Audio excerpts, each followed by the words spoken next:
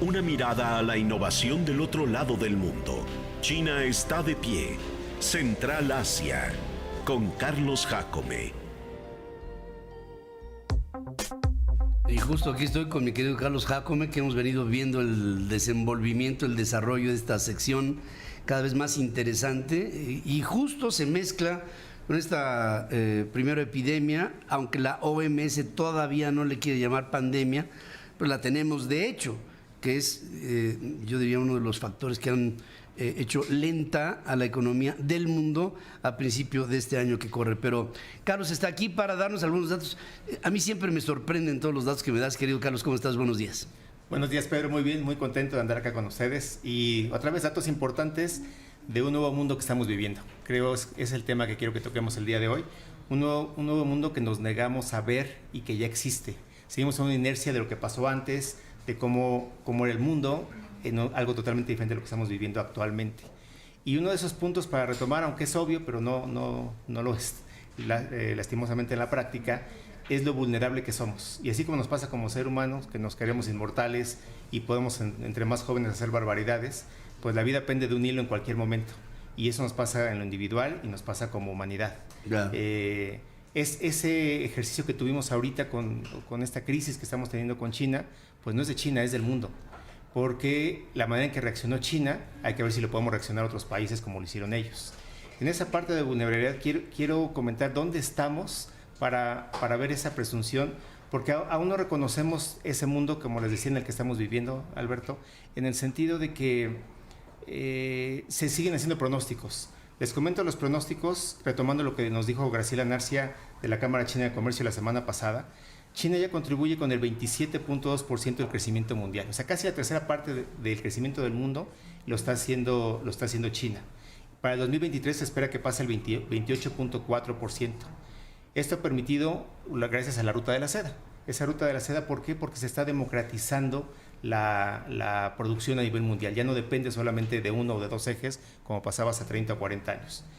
Estados Unidos, para que se den una idea del impacto que va a tener, estoy hablando de 2023, que ya está a la vuelta de la esquina, pasará de tener el 12.9% del Producto Interno del mundo al 8.5%. Para mí se me hace una gran caída. Es una enorme caída. Una enorme caída. China va a pasar del 13 al 16%, Indonesia en cuarto lugar con el 3.7%, y Brasil, si nos seguimos alentando como país, como México, va a pasar al quinto lugar en ese protagonismo. Le van a seguir Irán, Turquía, Indonesia, Bangladesh. ¿Cuál es el pronóstico antes del coronavirus? Porque creo que el mundo va a ser antes y después del coronavirus. Antes del coronavirus, la expectativa para el 2030 es China en primer lugar, con 64 billones de dólares.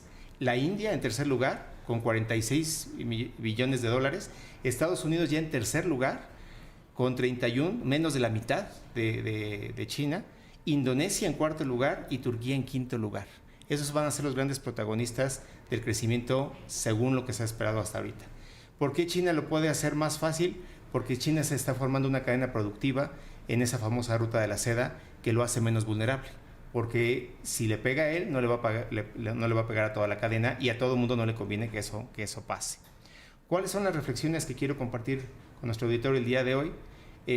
Lamentablemente, esa desinformación que se vive en China y se vive acá, nos genera mucho la crítica infundada o estéril, diría yo, dada como siempre desde la ignorancia. Otra vez, muchas críticas muy fuertes al estilo de vida desde la ignorancia de lo que pasa en China o cómo pasa en China.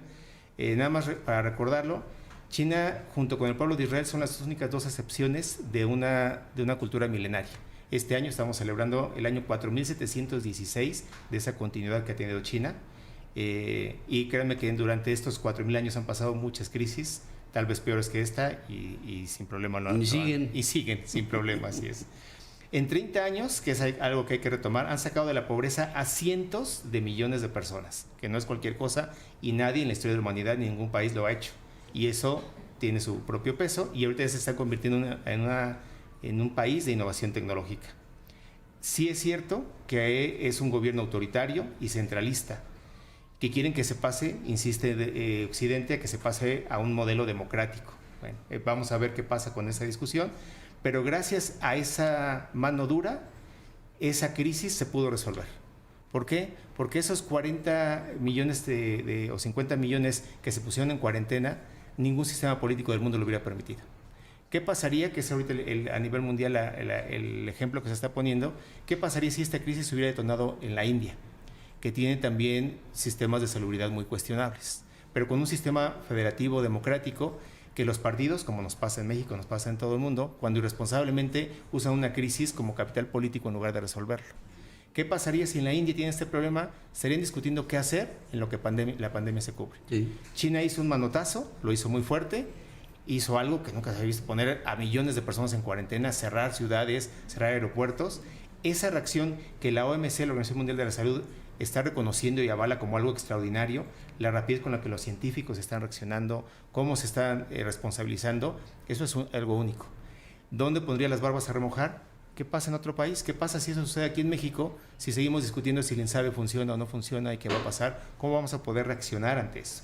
Eso es lo que deberíamos estarnos preocupando antes de criticar lo que está pasando con China y sí avalarlo. Por ejemplo, una de esas críticas fuertes que yo no comparto la hace The New York Times, ¿no? En el que dice que se reaccionó lentamente a esta crisis y que eso avala las viejas costumbres que tiene China. Por Dios, o sea, la manera en que se reaccionó, claro que es criticable, claro que tiene unos errores, pero la manera en cómo ha respondido y cómo ha reaccionado a ese problema, retomo la frase con la que abrimos este programa de China está de pie, un problema en China se divide entre 1.400 millones de habitantes, una oportunidad se multiplica por 1.400 millones de habitantes, y es lo que está pasando ahorita, cómo China está reaccionando ante ese entorno y cómo es lo que está haciendo. Para cerrar, y es donde creo que como las crisis, como ha pasado con las guerras, esto puede detonar la economía, no solamente frenarla y catapultar aún más a China. Ahorita, bueno, el lunes empezó el gobierno a meter 1.2 billones de yuanes, hablando de nuestros billones, miles de millones de yuanes, 3 miles de millones de pesos se está inyectando a partir del lunes a la economía para inyectarla. A ver, 3 millones de pesos. Ajá, 3.6 billones de pesos. Billones de los nuestros. De los nuestros. O sea, la mitad del presupuesto nacional. Así es, mexicano, solamente para esta eventualidad. Anteayer ya lo metió el gobierno para decir sí, tranquilícense los mercados. Sí, porque vi una cifra como de 150,000 millones de dólares. Sí, en dólares son 178,000 millones de dólares. Pues ahí está. Es la mitad del presupuesto de México. Así es. Eso es lo que están ahorita para empezar. Para empezar. Así es. Fíjate nada más. Así es. Lo que estamos hablando. Reaccionaron lentamente. Oye, hacer 2 hospitales, uno en 10 días, el otro en 12, uno para alojar a 1,000 personas y el otro para alojar a 2,500, con equipos, con médicos, con enfermeras, con laboratorios para la investigación de las vacunas que necesitarían, con conectividad tecnológica. No, es una...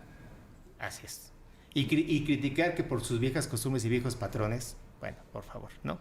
Y lo que pasa es que se basan los viejos economistas de Estados Unidos, se bajan en la China colonial, que está bien, existió y existe, y que dicen que incluso nunca van a rebasar a los norteamericanos porque la China colonial, cuando da una orden de Pekín, llega a una provincia ahí cerca de Rusia, pues ya para entonces ya se murió hasta el líder chino.